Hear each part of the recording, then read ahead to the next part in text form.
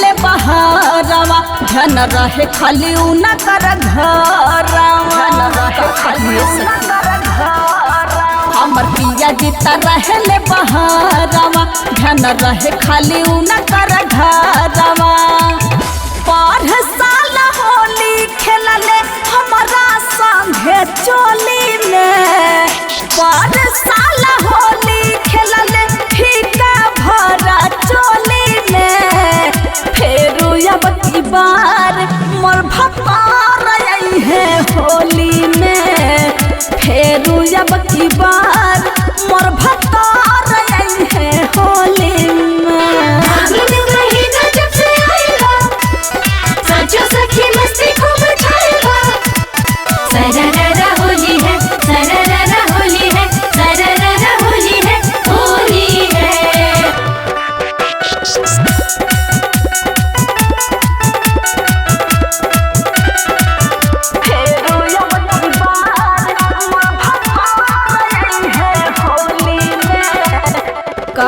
काहे केतना हम पे प्यार बरसावेले पुआ पूरी राजा अपना हाथे से खियावेले अपना हाथे से काहे केतना हम पे प्यार बरसावेले पुआ पूरी राजा अपना हाथे से खियावेले बड़ा मजा आवे उनकर मीठी मीठी बोली में जाना हमर पास से उनके मीठी मीठी बोली में फेरू अब की बार मोर भतार आई है होली में फेरू अब की बार मोर भतार आई है होली में होली है होली है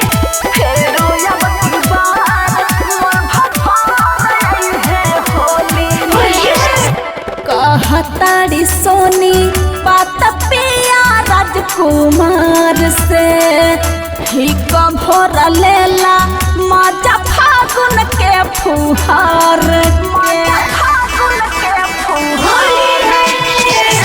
कहताड़ी सोनी बात पिया राजकुमार से ही भोर लेला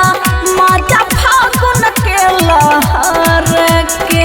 भरिया कवारी हमके लेके चलिहा खोली में भरिया कवारी हमके लेके चलिहे खोली में फेरू अब की बार मोर